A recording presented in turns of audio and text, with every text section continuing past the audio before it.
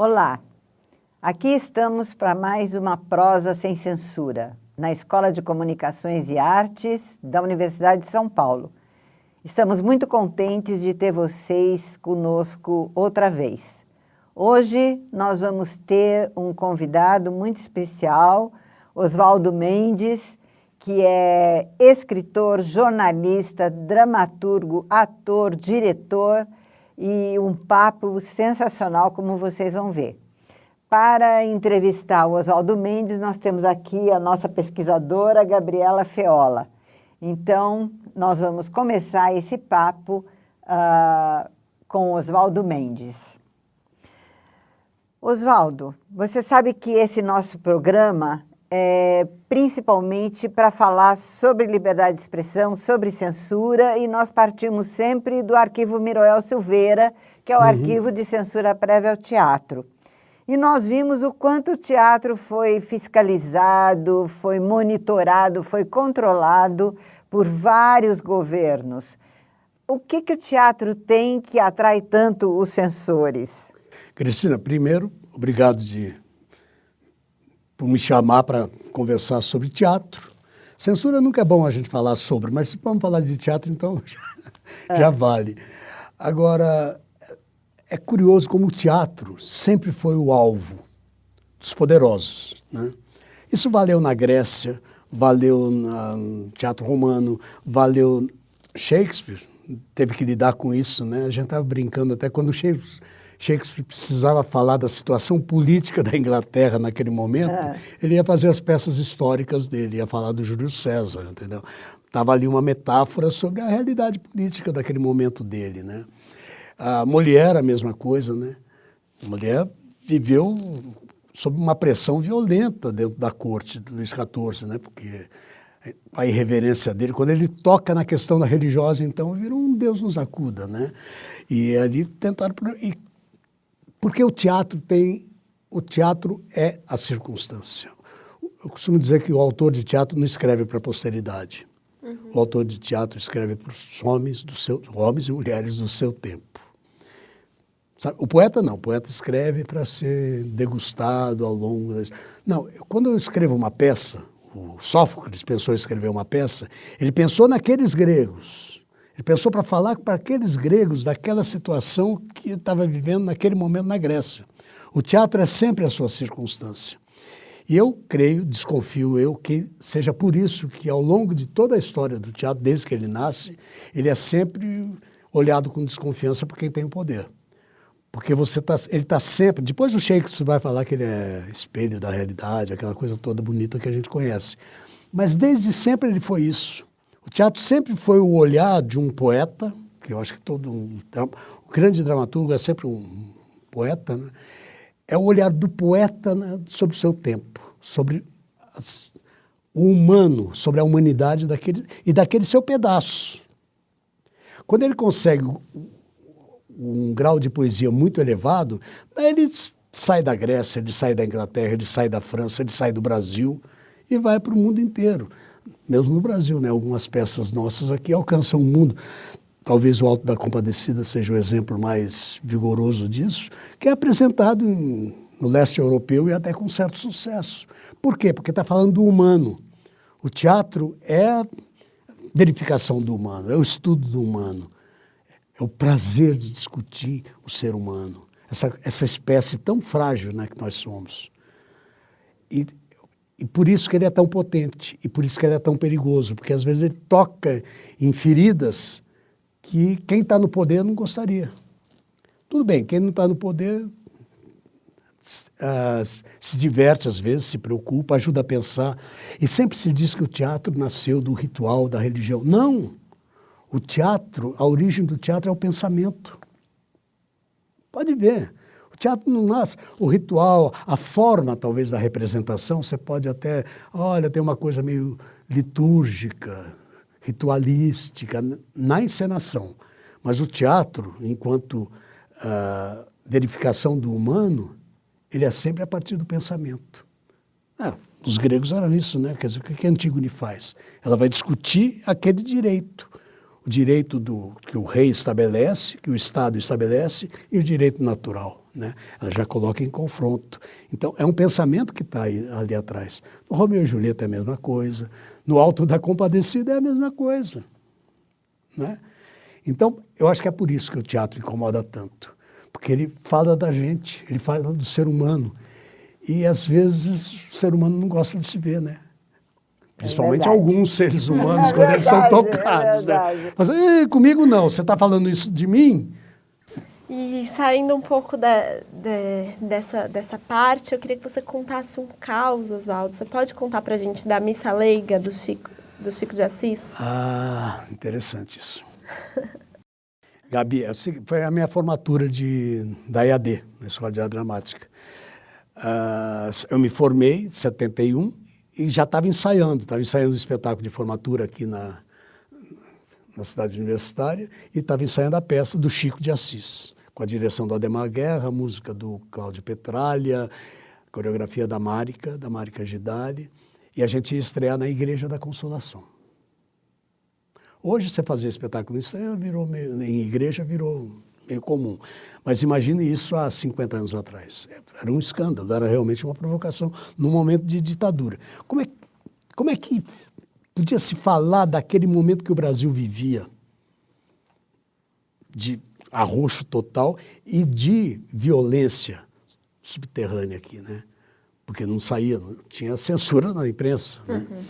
Então, o pau comendo aqui embaixo, né, gente sendo torturada, gente desaparecendo, gente sendo presa, tudo isso. O Chico de Assis e o Adhemar tiveram assim, vamos usar o que é a missa? A missa é o ritual que reproduz o sacrifício de um homem pela humanidade, no sentido religioso, não é isso? É o Cristo, que é alguém que se sacrifica por amor à humanidade. O cara vai até as últimas consequências para defender o ser humano, o homem e a salvação desse ser humano. Não interessa o lado religioso, interessa esse lado histórico dele. Vamos fazer isso em cima da missa. E a peça, o Chico escreveu com toda a estrutura da missa, certinho, desde o início e tal. E a censura, tudo bem, do texto, tudo bem, vocês podem fazer. Vamos ver o espetáculo depois, porque tinha duas censuras, a censura do texto e depois a censura do espetáculo. Você podia fazer um espetáculo muito bonito, o texto era muito bonito, mas aí você vê o espetáculo e você fala assim, não, está querendo me enganar? Fora, não vai fazer.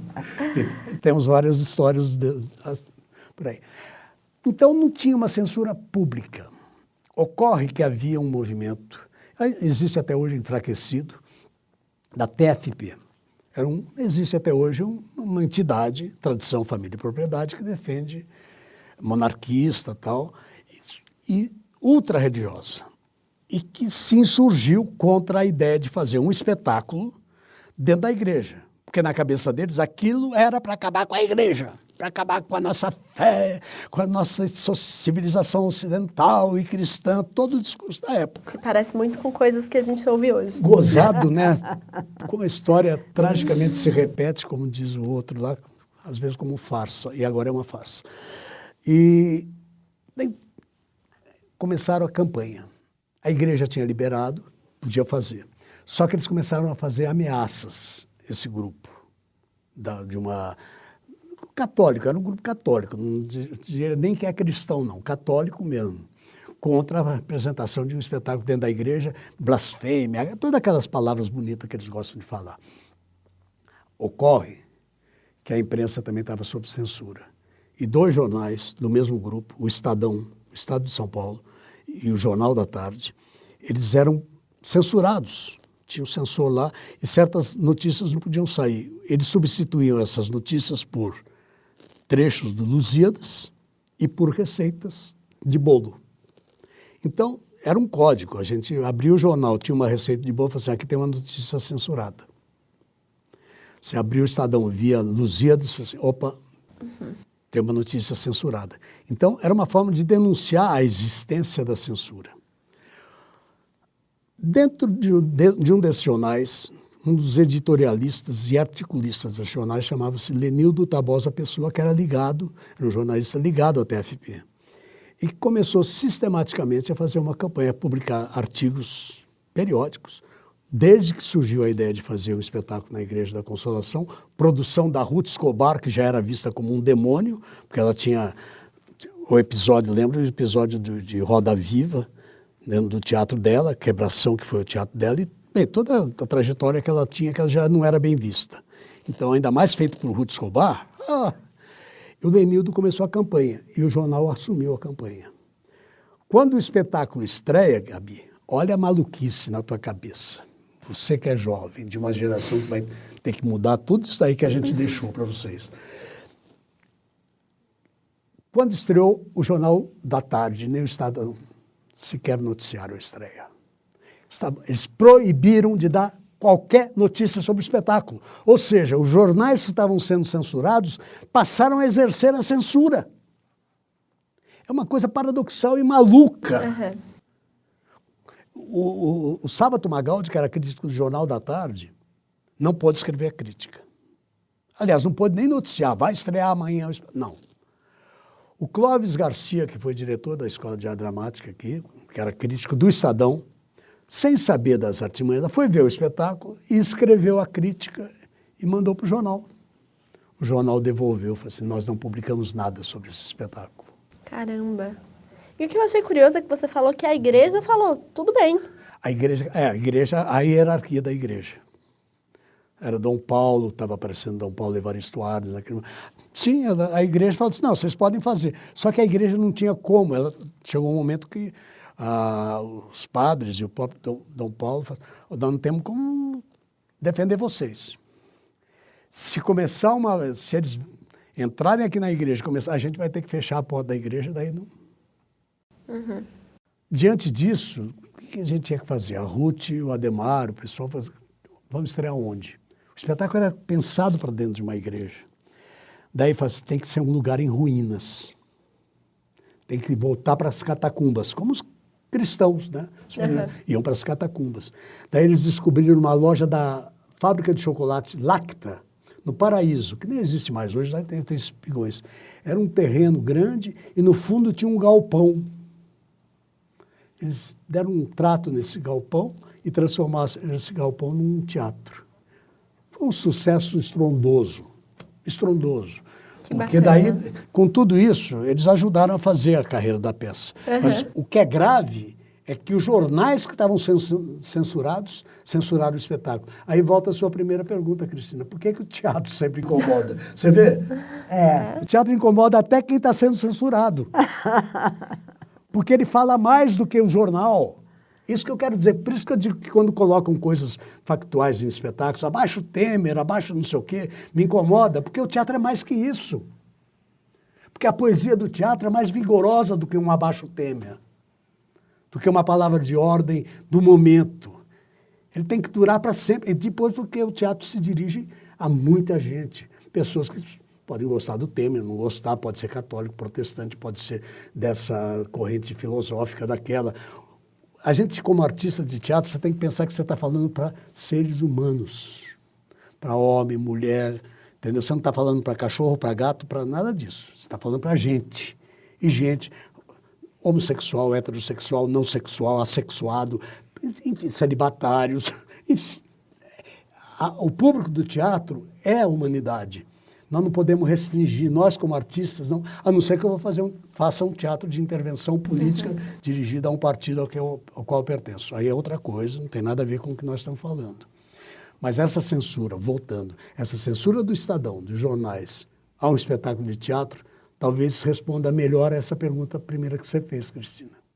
Como é que ele incomoda tanto? Incomoda até quem é perseguido. Esse vídeo com a entrevista de Oswaldo Mendes para o Prosa Sem Censura vai parar aqui. Mas nós convidamos vocês para continuarem ouvindo essa conversa que está maravilhosa. Aí vocês voltem porque tem mais um vídeo com novas perguntas e novas informações e notícias e acontecimentos sobre o teatro, sobre a liberdade de expressão, sobre o público, sobre tudo isso que a gente gosta tanto de saber. Não se esqueçam, deem seu like, mandem suas perguntas, compartilhem esse vídeo e estejam aqui na próxima Prosa Sem Censura.